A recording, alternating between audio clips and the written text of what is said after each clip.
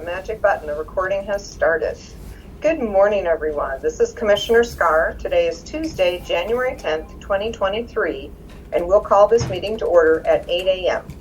Before we get started, I'd like to remind everyone to mute their phone. You can do this by pressing star 6. Please unmute yourself when called to speak, again pressing star 6. It is very important for all others to remain muted. Thank you. Well, welcome everyone. We will start with the Board of Commissioners roll call. Commissioner Bell, are you with us? Good morning, I'm here. Good morning. And Commissioner Yamamoto. Yes, good morning. Good morning. Happy to have you both here today. So I'm looking out my window and I just have to start off by saying what a difference a day makes. Yesterday was quite something, but I'm looking out at a lovely sunrise. So here's to a better weather day today. Okay. With that, we will jump into Adventist Health Tillamook to kick us off. Eric, are you with us this morning? I am. Good morning, Commissioner. Good morning. So this morning we have 15 patients in the hospital plus one brand new baby. We have less than 3 patients admitted with a positive COVID test. No patients are boarding in the emergency department. I don't have a surgery case scheduled for today. And yesterday our paramedics and EMTs transported 8 911 transports and 4 transfers.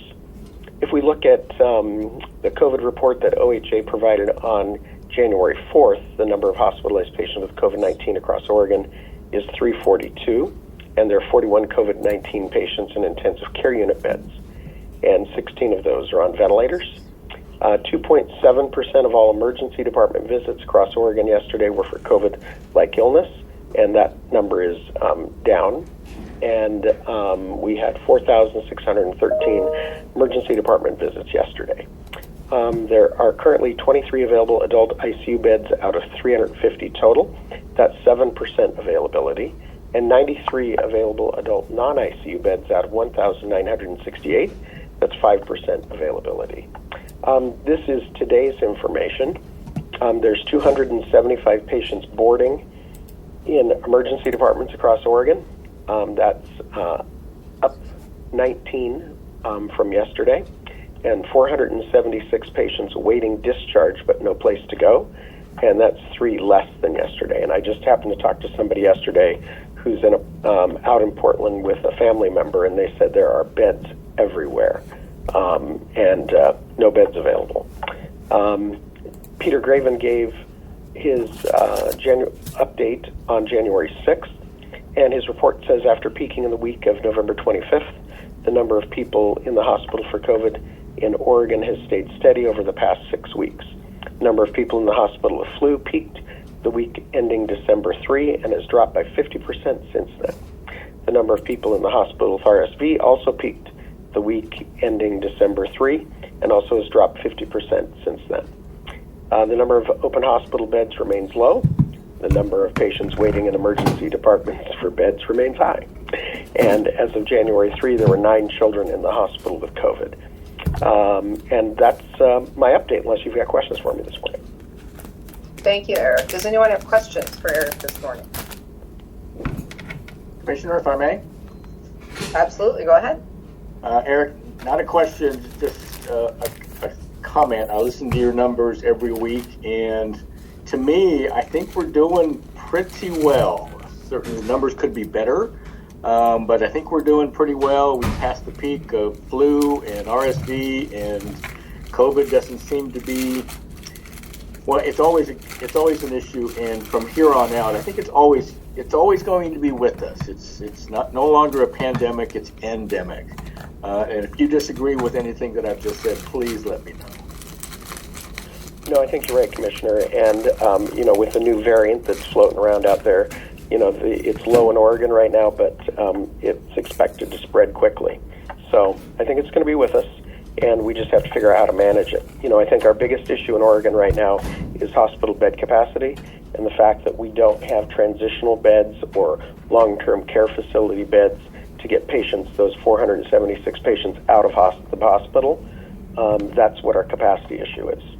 So, yeah, and I certainly understand that. And I think everyone, especially here in the Northwest, needs to understand that, our hospital bed capacity is low when you're talking 5% availability of regular beds, 7% availability of intensive care beds.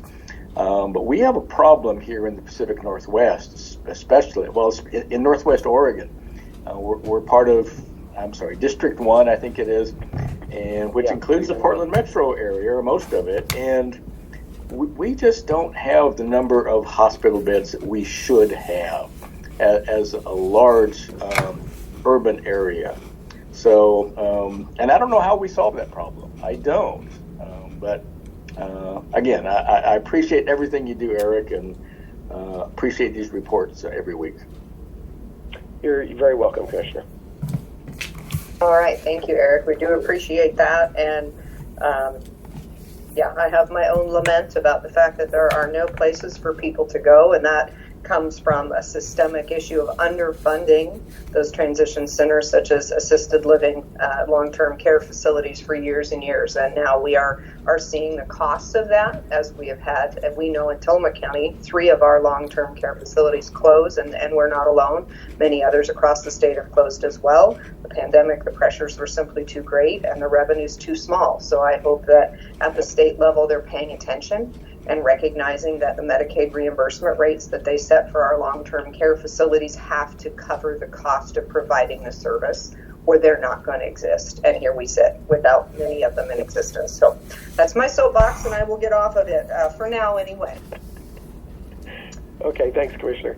Thank you so much, Eric. Okay, we will move on to our Coastal Caucus, and I will admit I am not 100% certain who's with us this morning. I was looking for Representative Weber's number. I'm not sure that I see it, but I do believe that, Senator Weber, that Representative Javity is with us today. So whoever's here, please feel free to kick off.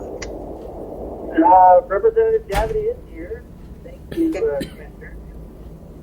Good morning. Real quick good morning to you too. I am on the road to the Capitol today. We have mandatory training. That might be why Suzanne is not present, or she is here. Maybe she's getting to. We were sworn in yesterday. It was a fantastic experience. We re-elected Speaker Dan Rayfield, who I think will be quite a change from our previous speaker.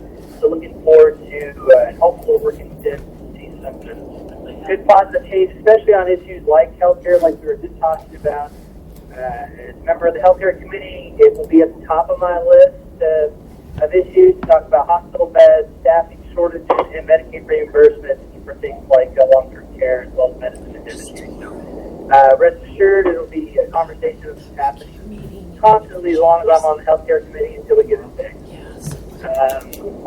We were also able to participate and watch Governor Kotek this morning yesterday, and then the rest of this week is, like I said, mandatory trainings. Also, this Friday, January 13th, let's get my dates mixed up, is our deadline to submit legislation. So it's getting a little bit close to late, but still not too late if there are any constituents or Tillamook County or Astoria County that have any ideas or need some assistance with regulatory or statutory type of issues. Please get a hold of my office or me this week so I can get a draft over to the Legislative Council office to get something drafted up before we miss our deadline.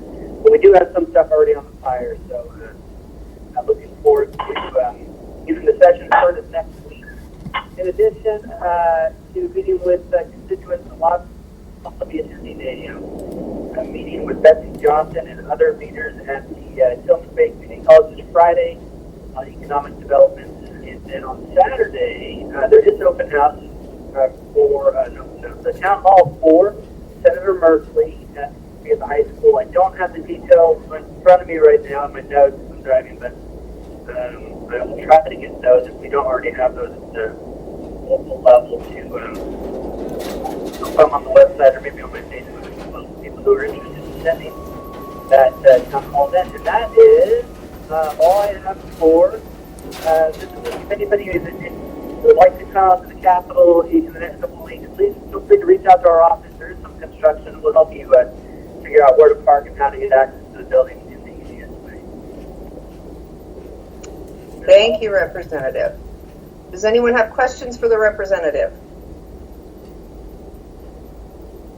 Hearing none, we will give you the heartiest of congratulations on being sworn in and starting your term. And I know that we all look forward to working with you to support you in the work you're doing for us at the Capitol. So thank you so much. Thank you, Commissioners. Have a great day, and look forward to talking to you soon. Thank you. Drive safe.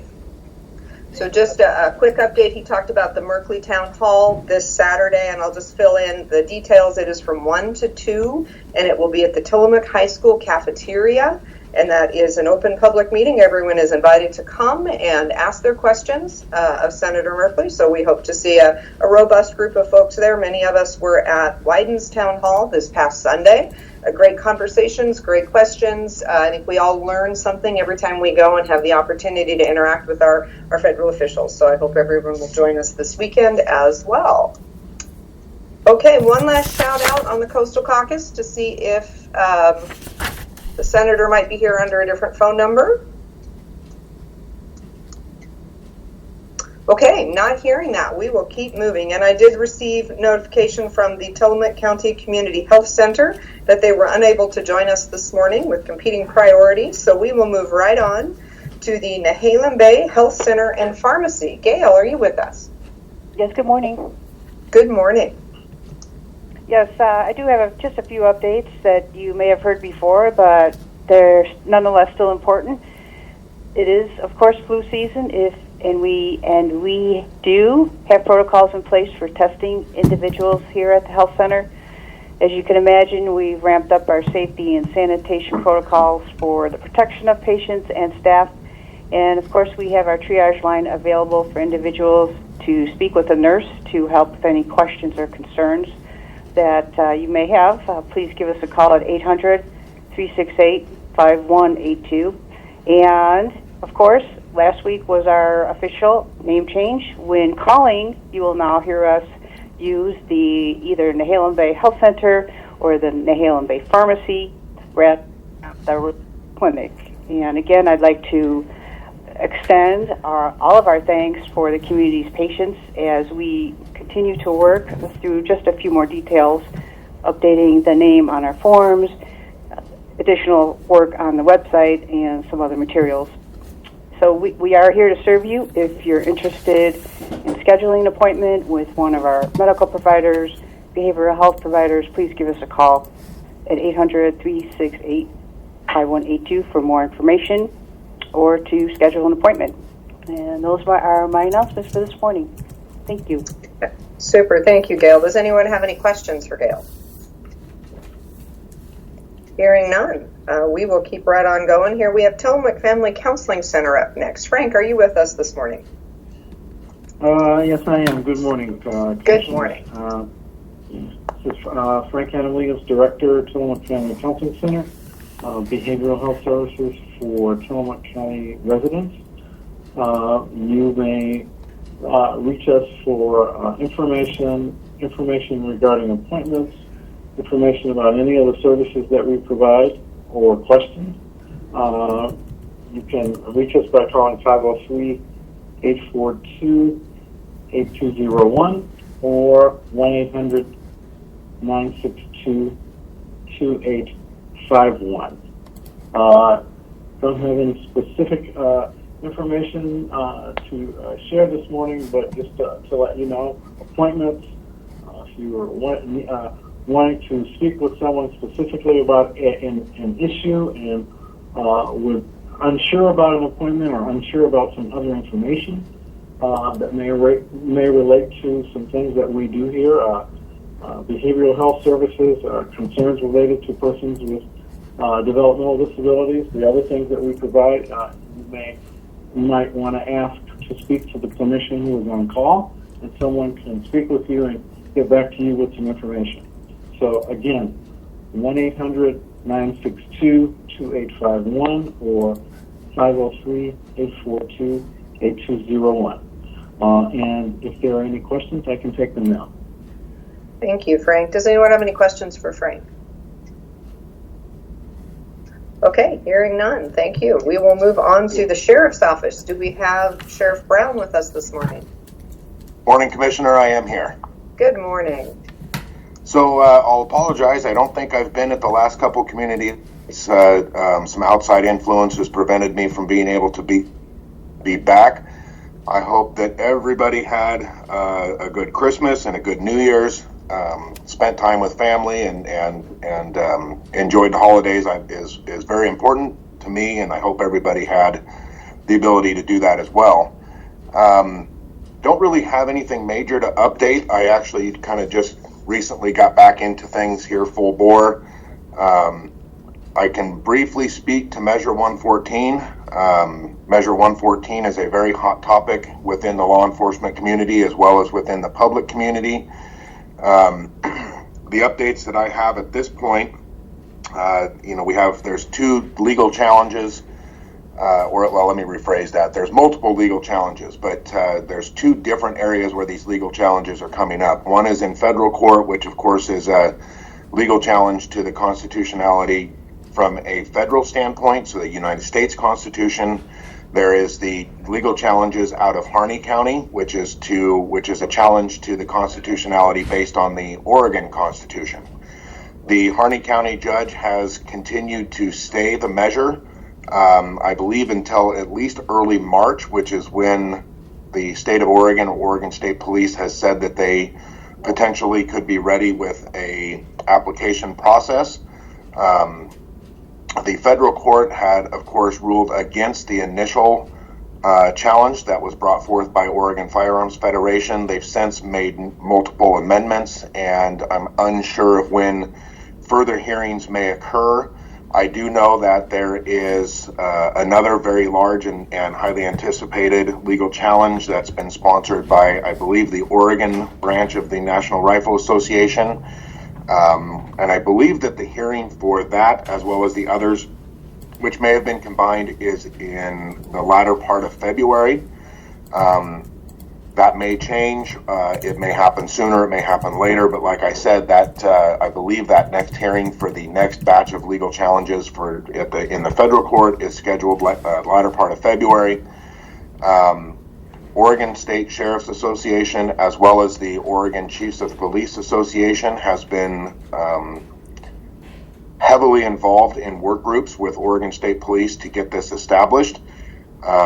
Obviously, the Chiefs of Police and the sheriffs have a very vested interest in how this happens, and of course, these work groups are moving forward on the premise on the possibility that the court system rules this constitutional, and it does have to move forward.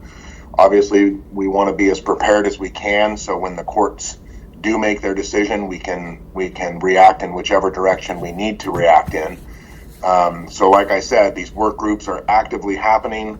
They're obviously hitting roadblocks. They work through the roadblocks. I know Oregon State Sheriff's Association has put the classroom portion or the online portion of the training that's required by this measure, attached it to their CHL course. I know that there is a separate work group for the live fire portion of the measure, and they're trying to work that out. And again, that is just simply being proactive and trying to be as prepared as we can, so that once the courts do make final decisions, which could be soon, which could be years down the road, that historically that's something that could take a long time, but at minimum, everybody wants to be as prepared as we can be in case the courts rule this as being constitutional. Now, of course, I did publicly come out and oppose this bill, and I continue to oppose this bill, and I do believe that the court system will, we'll leave it at that. I have opposed this because I do believe personally that it is unconstitutional. It is also very important to point out that, the Constitution clearly says that anytime something is in question as to the constitutionality of it, the court system is who makes that decision. The judicial branch makes that decision. Supreme Court, it is not up to individuals or sheriffs or state or county governments. It is simply up to the Supreme Court. So I'm trying to respect what the Constitution directs as far as determining the constitutionality of anything and follow what the court system is doing. So that is important to note. I had mentioned that there was numerous hurdles that have been going through. One of the most recent ones that I've been told is a potential issue is the measure requires, fingerprints and background checks, not only through the state system, but it also requires it through the federal system. And the FBI has not given an answer on whether or not we're going to be able to run prints through them. So of course the state measure can dictate what happens within a state, but we can't force the federal government to adhere to our state law. So that is a big hurdle that I know that is trying to be worked out. It's been a few days since I've been told about that. I don't know if there's an answer to that problem, but again, this is a perfect example of the number of issues that this measure has and how poorly written it was, making it virtually impossible to be able to adhere to it. So, and certainly making it impossible to adhere to in the short time frame that has been put on law enforcement. So, there's a lot of stuff still up in the air. I'm paying very close attention. The Sheriff's Association as well as sheriffs are very deeply involved in the process. And as I mentioned, I'm trying to respect what the Constitution directs as far as determining the constitutionality of this measure. So that's about as best of an update as I can give. It's very rudimentary and no clear answers, obviously, but that's kind of where we're at. So beyond that, we're just beginning the new year, trying to keep our feet under us and hire more people. So that's all I have, and I can take questions. Thank you, Sheriff. Does anyone have questions for the Sheriff? Okay, hearing none, I will just thank you for your update on Measure 114. I think what we have learned in the last few years, and probably many, many years, just that when we have ballot measures, while in Oregon it sounds like such a great idea that we the people can come forward with a ballot measure and bring it to the electorate and get things passed without having to have the legislature bring it forward, but rather we the people have that power, which is sounds like a wonderful thing. But what we certainly have seen is that many of these ballot measures, when written by lay people who are not part of our system, simply don't understand what the implications are that may or may not be A, legal, or B, logistically possible. And so I think this is another one of those that unfortunately may end up costing an awful lot of money for both legal challenges and ultimately implementation if it ever gets that far for counties and state and so forth. So I appreciate you keeping us up to date. You're very welcome, and you actually hit the nail on the head because all of the things you talked about, in addition to the funding, that's the other part or the other hurdle that comes with the laypersons writing measures and getting them on the ballot. This is completely unfunded, and funding or the financial burden that this is going to create is going to be phenomenal. So you mentioned that, and that's good that you did. Yeah, I mean, I don't know, we looked up some data as we at the county tried to work with the sheriff to determine what is the cost to the county. And numbers from, I think it was 2019, showed that somewhere between 800 and 1,000 guns were purchased in Tillamook County in that year. And so we just kind of ran that out and said, so what if we were responsible for the background checks and the applications and the pieces for that, what does that mean for us? And it means 1 to 2 people probably processing applications on a regular basis, which means 1 to 2 more staff that we don't currently have funding for. So it is an unfunded mandate, as we county commissioners call them, as they come down to us commonly through the state legislature, this one through the voters.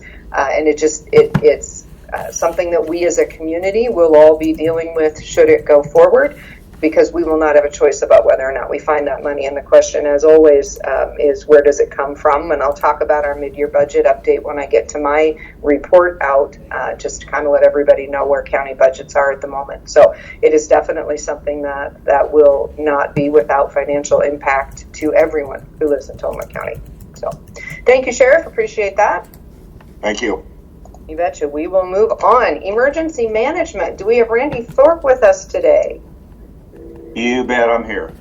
Excellent, because I would like you to explain yesterday's high wind event. Where that came from. Oh man, I don't know. That really surprised me. They last minute came up with some predictions on it, and I think they were a little bit low on wind speeds. At least at my place there in Rockaway, it was a little bit higher than their gusts of 30 miles an hour they predicted. So luckily, we didn't get a whole lot of reported damage off of that, and no loss. Well, there was a little bit of loss of power, but PUD was right on top of it and got power restored to those areas that lost it. The big thing is that we held our after-action review meeting last Thursday, and it was great. We had probably 35 people showed up representing cities, the different departments in the county, law enforcement. PUD was there. It was really a great turnout, and came up with a lot of good information. We discussed areas that went well. We discussed areas that not so well, and identified some gaps we have in our emergency response, which are going to help us better prepare for our next emergency on that. So, excuse me. I've also been getting a lot of phone calls from other individuals talking about some concerns and also some recommendations, which is always nice to hear when they have a concern. They've also got a couple of solutions they'd like you to think about. So right now I'm finalizing our report from that meeting. I'm waiting on the input from our two regional representatives from the Oregon Department of Emergency Management, basically who facilitated the meeting, and they're putting together their notes from the meeting so I can produce a report of how that meeting went and areas that went well, like I said, and also those gaps that we identified, and also some solutions that we can start working on with those various gaps. The other thing too is that I submitted our preliminary damage estimates to the state. Currently, we're at about $1.3 million in damage and repair costs and manpower costs here in the county. I'm sure it'll be a little bit higher than that when we get a little bit more low level on our estimates. Reasons why is the state has asked the counties to submit some high level estimates to them, because if the state can reach their threshold of $6 million, hopefully they will go ahead and solicit FEMA for some public assistance to help with those costs. Right now I'm checking in with our regional managers to find out the timeline on that, to see how soon the state will be requesting that from FEMA, so we have a better idea of what our next steps are on that. So hopefully the state will go ahead and make that call, and we can start looking at hopefully some public assistance and meeting some of those costs that we have here in the county.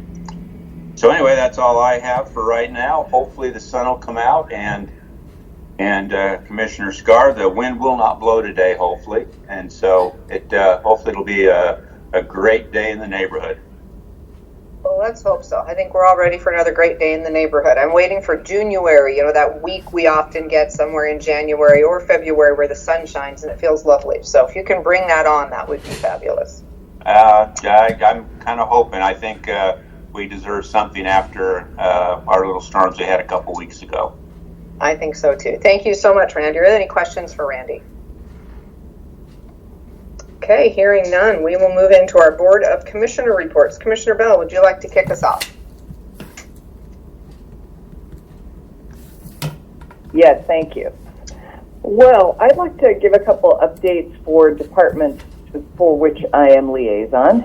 And every year, the Board of Commissioners chooses the departments for which we will be liaison, and that relationship, that responsibility is in some ways we're administrators of the departments to which we're liaison, because we don't have a county administrator, so we We work through issues with those departments. In some ways, we make ourselves of service to those departments. How can we be helpful? What can we do for you? So we get deep into the workings of the departments to which we're liaison, because there's so many things going on that all of us couldn't be equally informed on everything that's going on in the county. So we split up our responsibilities. So we do that every year in December, and we decide. It's by consensus. So we talk about what we're interested in, what we want to work on, what we want to keep, what we'd like to try, and we come to agreement, and that's how we decide. So I want to give an update on the library today. I have the pleasure and the honor of being liaison to the library. And there's a couple things, important things going on at the library this month. The library is embarking on a 5-year strategic plan. And in order to start a strategic plan, the place to start is with community involvement. So we want to know from our community, what do you want and need from your library system? So next week, there are a couple of listening sessions. One is at the Tillamook main branch, and that's Thursday, January 19th. And one is at the Manzanita branch, and that's Tuesday. So Tuesday in Manzanita, Thursday at Tillamook. They're both at 6 p.m. You can find the information on the website. You can find the information on the library Facebook page. The sessions will be about an hour. They'll be led by our library director, Don Algier, and I look forward to our community participating in those and letting us know. Their strategic planning listening sessions in the past have guided the library in important, but know what the community wants and needs. For example, some years ago, we heard from the community that they wanted more programming, they wanted more classes, they wanted the library to be like a community center for the community. And so the programming was designed in response to listening sessions. So it's really important, and if you have opinions, we want to hear them. So I hope that you'll be able to come to one of those events. And I know an event is planned in South County, or it is being planned, but it's not listed yet. So I think the dates aren't locked down yet. But I expect that there will be one also in Pacific City.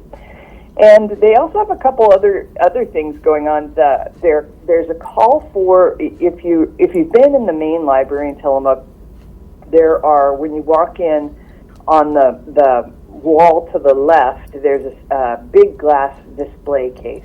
And so they've put out a call for people. Do you have an interesting collection? Could be a historical collection or an art collection or something interesting that you'd like to share with the community and display in that display case. So if folks, if this sparks something in somebody, like, oh wow, yeah, I have whatever, they're really interested in sharing interesting things in that display case. So you can find that information on the website and on the Facebook page. And so I just encourage you to check out the library. There's one more thing. For the new year, they're having a session that's this Friday in person, but also you can register and get it online.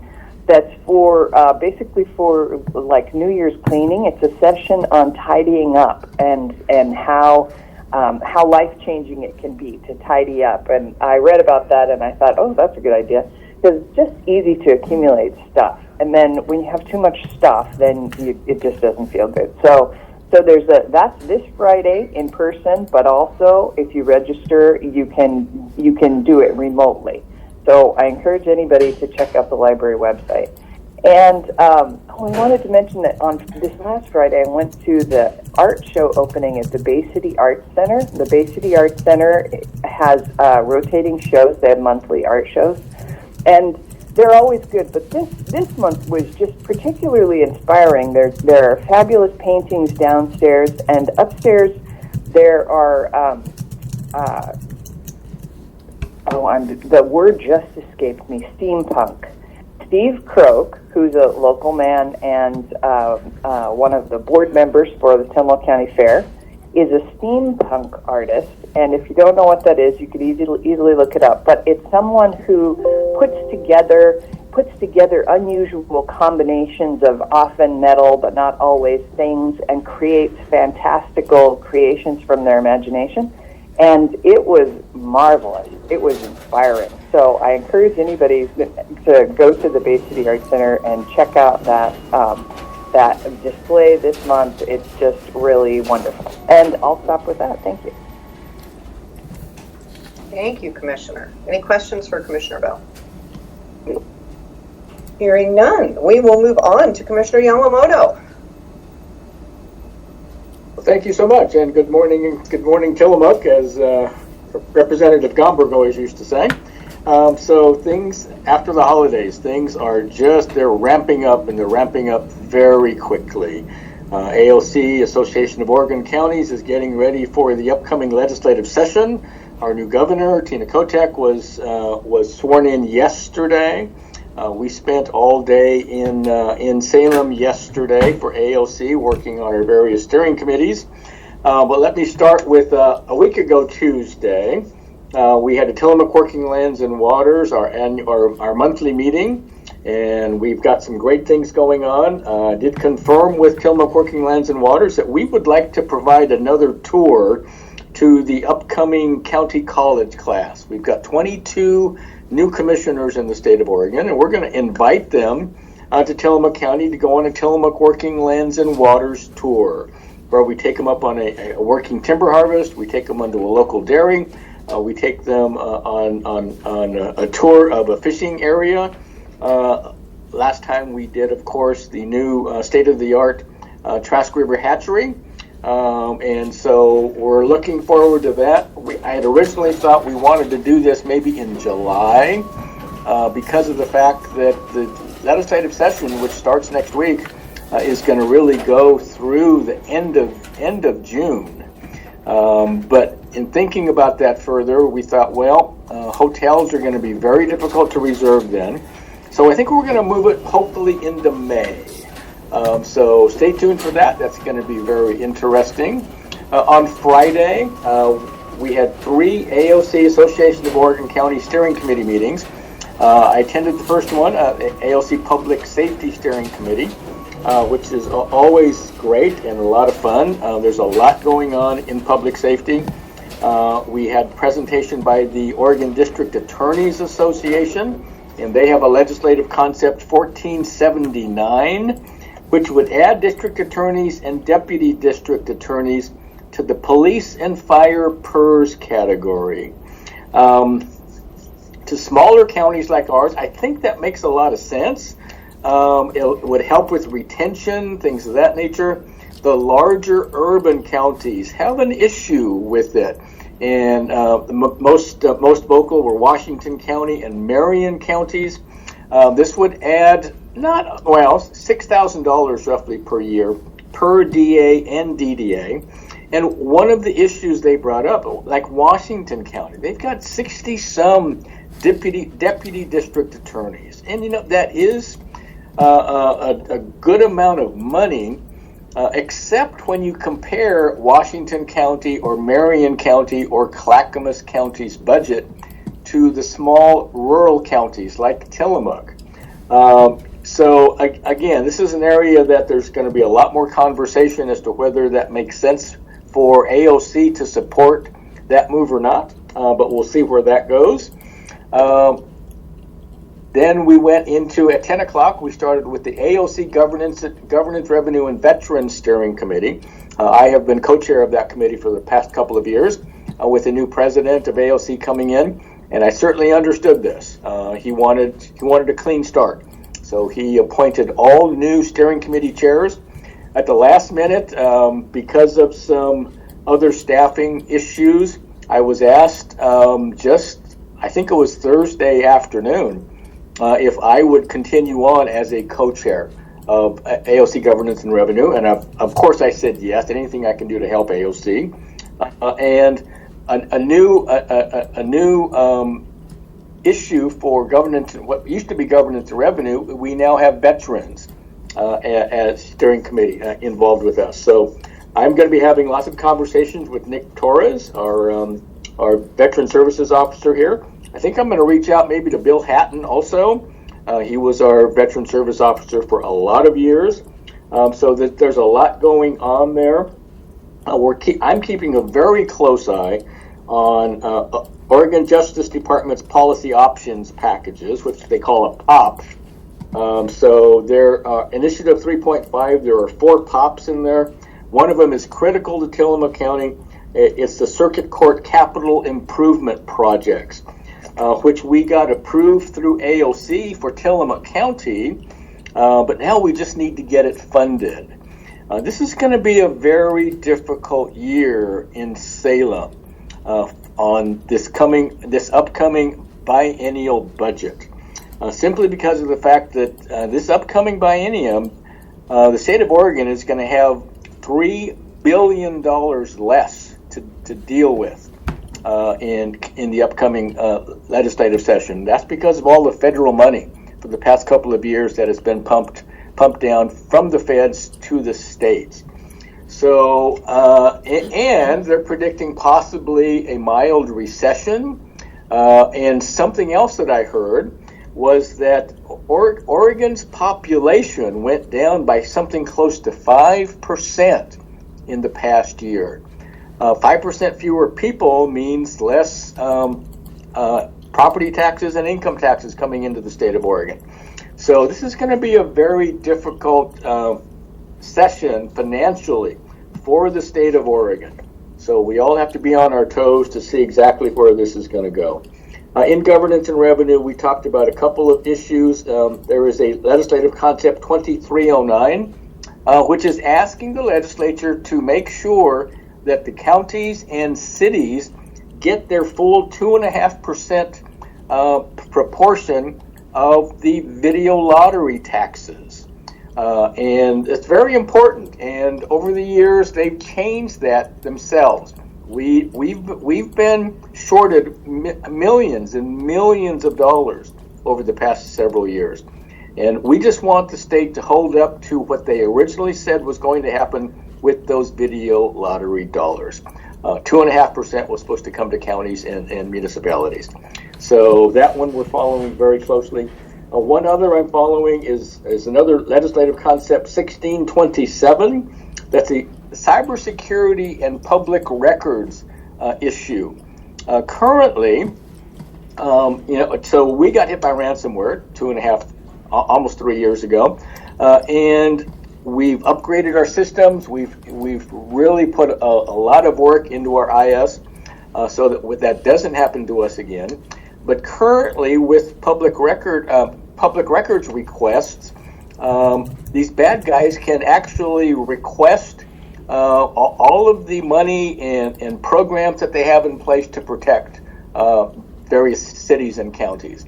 That's not good. We're just giving them the key to the kingdom by doing that.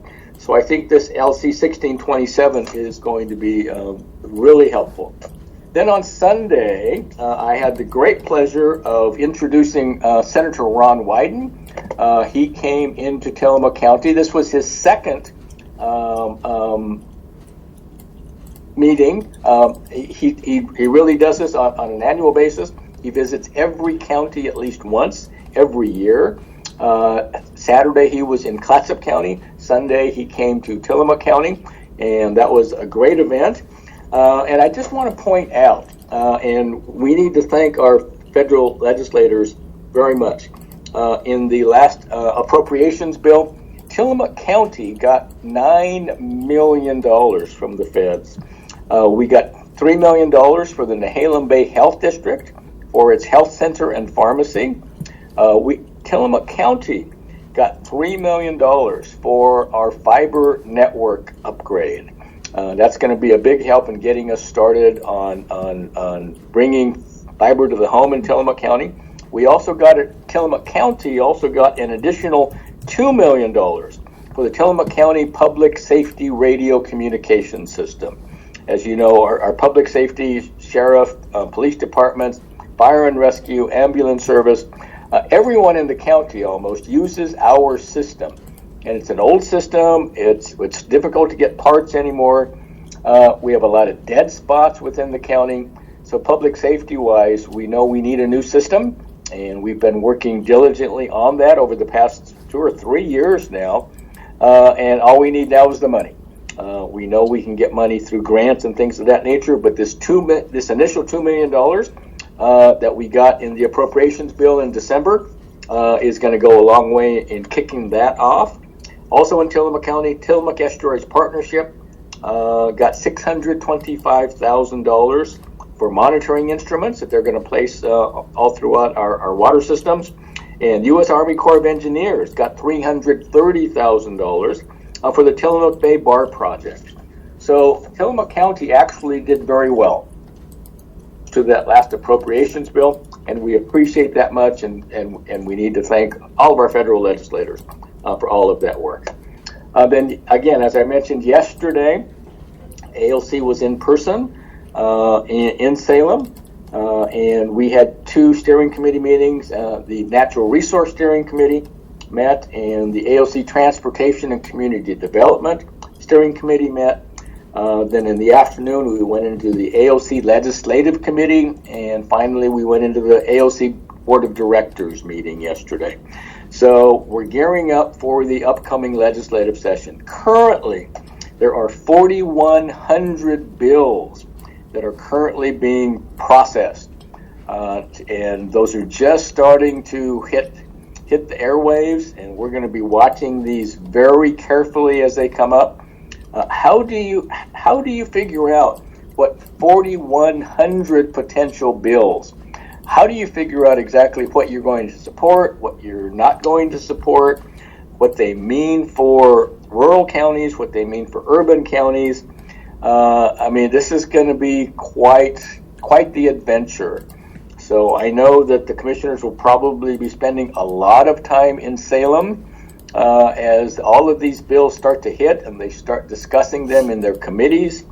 This is going to be, I want to say fun, but it's not going to be fun. It's going to be a lot of work, and we need to stay on top of it.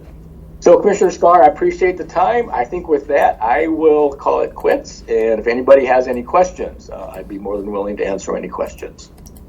Thank you, Commissioner. Any questions for Commissioner Yamamoto? Okay, hearing none, I will jump in. I will be a little bit more brief, as Commissioner Yamamoto has covered a great deal of what occurred at the Association of Working Counties meetings Friday and Monday, as well as the Wyden meeting on Sunday. So yesterday I did also attend the AOC meetings, as I am a co-chair for the Transportation and Community Development Committee. I think there are many legislative concepts that are currently rolling around, and I won't go into depth on those. But there was one very impactful presentation that was held, and that was presented to us by ODOT. It's a presentation I had seen previously at the Northwest Act, and it is a proposal to cut funding to counties quite significantly. Currently, we have something called the Fund Exchange Program with ODOT, which allows us to take federal money that we receive, which is difficult for us to use, comes with a lot of strings, and we exchange that with ODOT for state money that has a lot fewer strings and that we are able to use more freely for our maintenance and different things that we need. And ODOT has come to us and said they simply are not going to have the money to participate in that at the same level, and they have proposed to us a 50% cut in what we receive through that program, which is significant. I believe it's around $700,000 for the county. There is an opportunity to use some of that for bridges, so they're trying to find a way to mitigate that cut a bit, but it's very serious. And so one of the bills that is out there, it's still currently a legislative concept, is House Bill 2101, and that would be to put into law through the legislature this fund exchange program and require the state to fund it at its full level as we experience it today. So we are hopeful that bill will go through. So just more to come as we continue to work through the session. There is a lot happening there that impacts our communities, and we'll all be keeping an eye on it. Okay, other things quickly. We did hold a mid-year budget meeting with the county this last week. We held it with our budget committee, invited department heads and all others. It was a public meeting to join us. And in looking at that, I think a couple of things that the treasurer might say were impactful. One is that our revenues are currently down 7% from this time last year. And what's important about that is where we are seeing that decrease is largely in our timber revenue.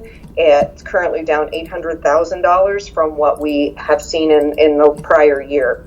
We know that some of this has to do with the closure of a local logging company that was largely responsible for building the roads that led to those timber sales. So we do expect this revenue to rebound, but it will not be this year. It will be next year or perhaps the year after, as once a timber sale happens, the purchaser has 3 years to do the harvest. So this does put the county in a bit of a challenging position to continue to fund everything at the same level that we always have, because it will be less revenue on hand. So we've seen, again, 1 million less from this time last year in quarters 1 and 2. We still have quarters 3 and 4. We will have to see how that revenue rebounds, if it does, and how that will impact our operations for the coming year. So that is one of the most significant things from our budget mid-year conversation. Our personnel services are also down. They're down 1% from this time last year. We continue to struggle to hire in the county. So that, while it provides us with a little bit of extra, less expense, therefore a little bit of a buffer against that less revenue, it does mean that providing services at the level that you all as our constituents are counting on them is challenging. We ask you for your patience with us as we continue to work through the same things the rest of the world is with a shortage of staffing. We'll leave that one there.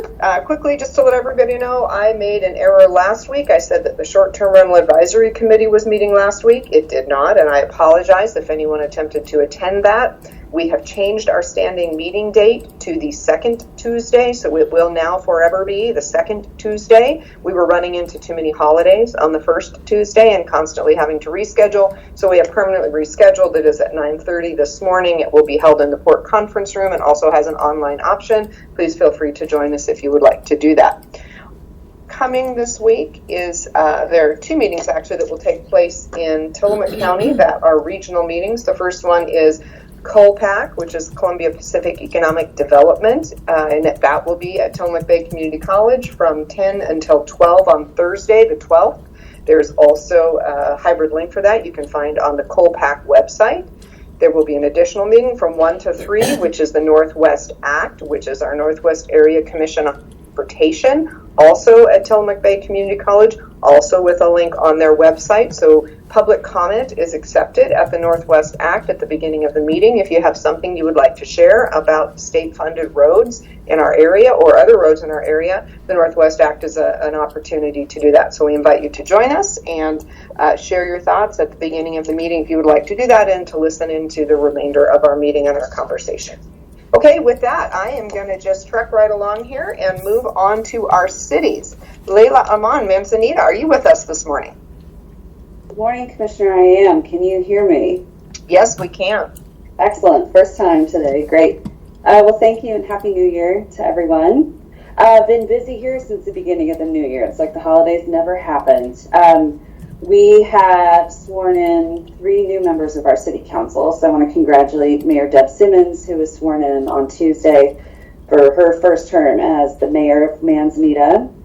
Brad Merrily was sworn in as city councilman, also his first term. And then Linda Kozlowski was sworn in for her 5th year of her 5th term, of service to the city of Manzanita. So I just want to take a moment to congratulate all of them and thank them for their service.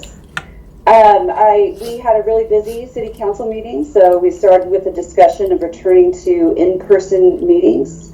The consensus among the council was that we should aim for a March start date for that, just to acknowledge the COVID, flu, and RSV that's out there, and to be most prudent as possible. But staff's going to start testing hybrid technology for that. And for those that aren't super familiar with our situation, is we don't actually have a city hall or a meeting place, and so we probably would have returned to hybrid meetings a while back, but it's a bit more of a lift for us. And so we evaluated that. The council gave direction to staff to pursue that starting in March. So that could change. We also got direction to move forward with a pretty significant public works project here. It'll be a water line, storm, and road replacement on Dorcas Avenue. And so we'll be working with the contractor to finalize the documents for that and get starting on construction. So that's an exciting moment for us. Planning Commission appointments are going to still be in process for a little bit longer as the process gets refined by our new council. So just pay attention to our city council meetings for those updates, as well as the budget committee. We'll be going out for applications for that committee once the process has been approved by the council. So please do keep your eyes open that. We'll be looking for folks to volunteer. I just wanted to remind folks again that City Hall is open 9 to noon, Monday through Thursday, or by appointment. That does not include the building and planning division, I'm afraid. They're located in a separate facility that doesn't have the ability to have an open counter. So you can still make appointments to go to the building and planning department. City Council will be having a work session tomorrow, the 11th, via Zoom at 2 p.m. Be talking about destination management, so we'll have Nan Devlin from Tillamook Coast Visitors Association there to talk with us about doing a destination management plan for the city of Manzanita. We'll also be having a discussion around the short-term rental committee, 4th of July parade, and then a further discussion around the process for committee appointments and council meeting timing. Please note that we have also added a work session and moved back our special session. So we originally had a special session just to go over City Hall to get this new council up to speed for tomorrow on the 11th, but we have now created a work session out of that and are moving the City Council work session on City Hall to the 18th.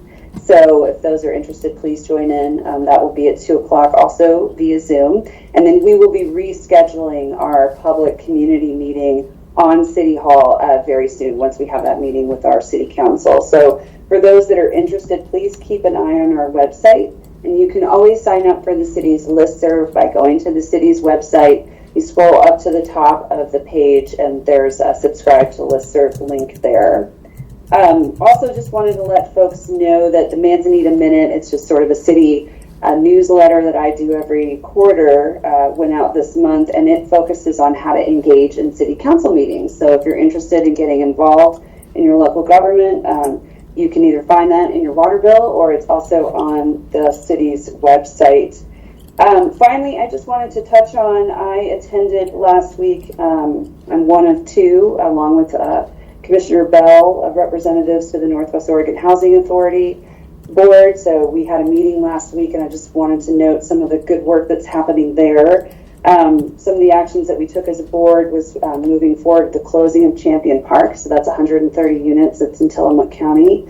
Moving forward with the developer selection process on another property. And I wasn't able to attend, but I know a number of board members were able to do a walkthrough tour of the Trillium House, which is a 42-unit affordable housing project in Warrenton.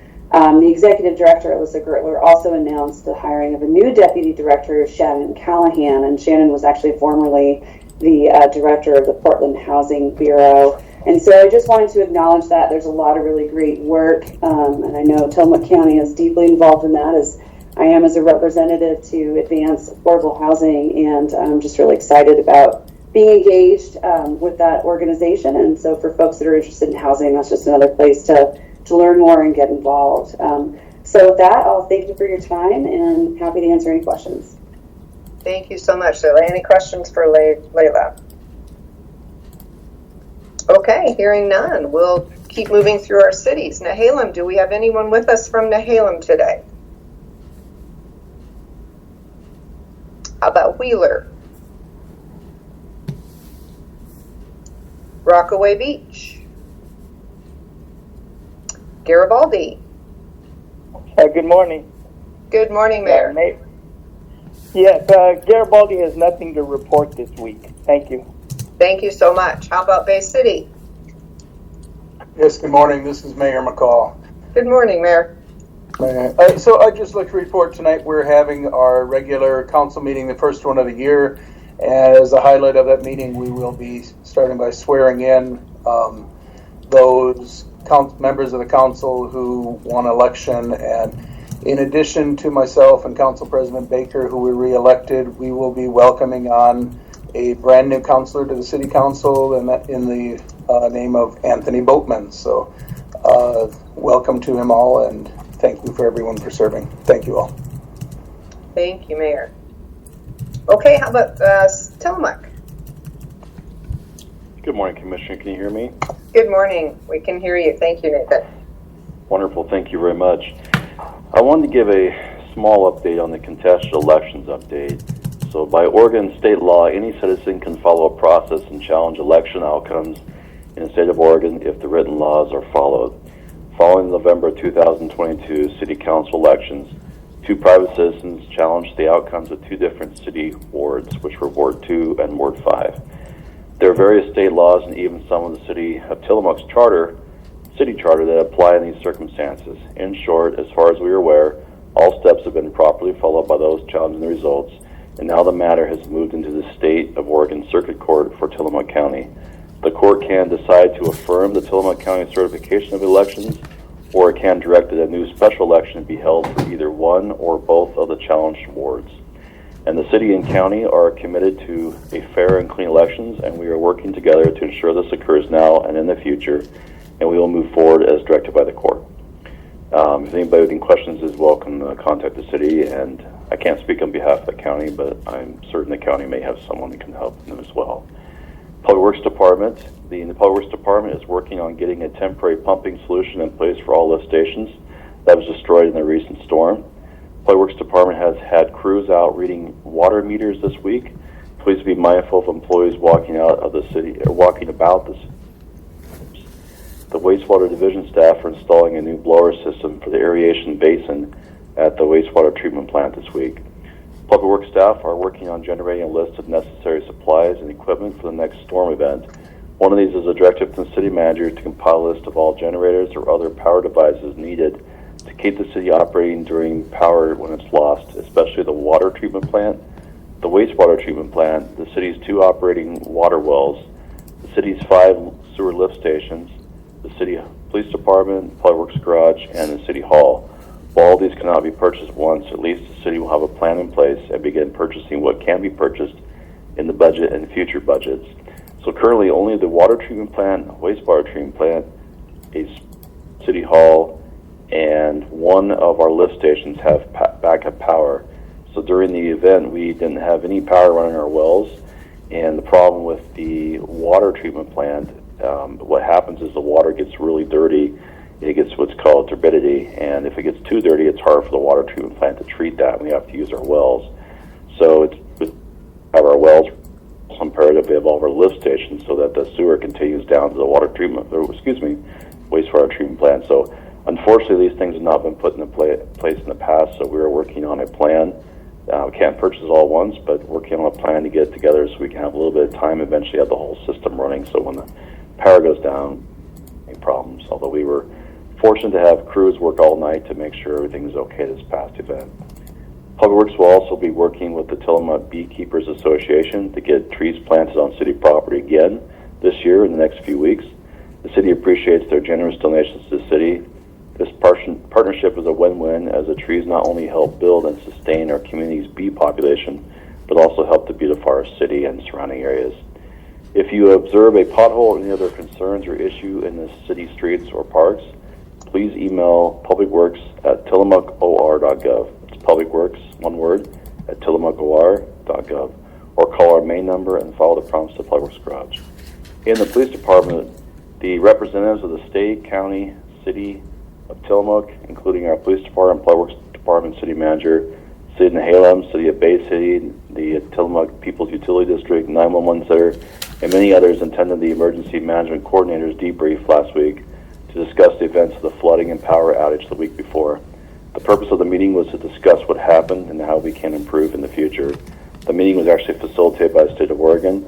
It was very successful as many good ideas came to light and resources that we could all use the next time around and being prepared for anything comes up.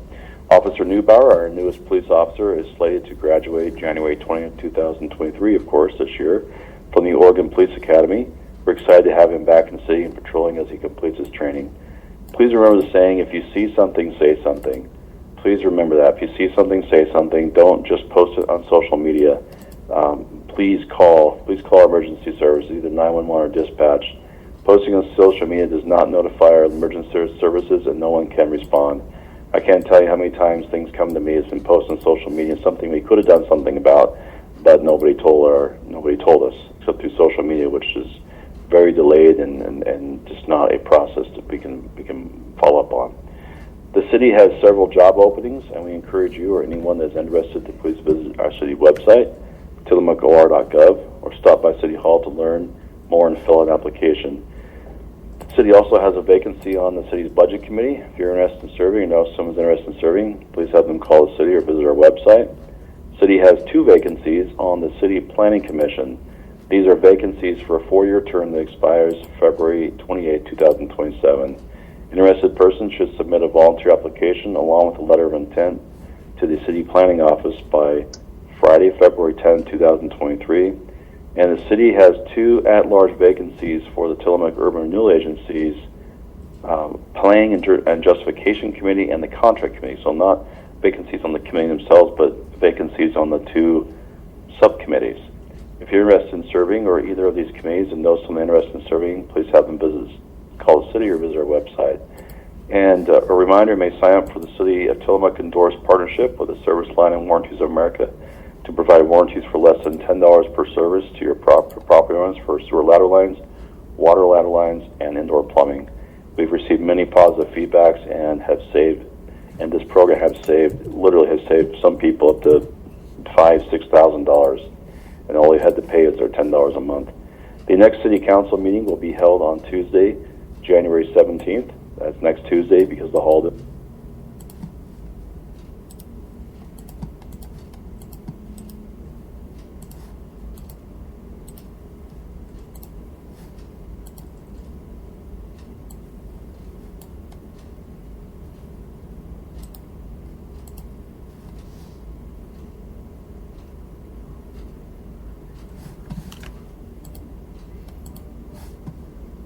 I can't hear a thing.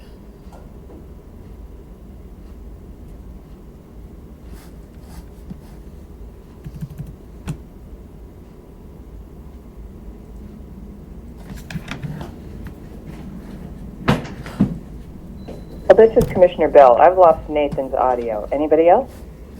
Thank you. I thought I had lost my audio. I'm back, Commissioner. Nope. Can you hear me? Oh, good. Yes. Thank you. Go ahead. I lost. You're welcome. Sorry, I completely lost. It just totally cut off.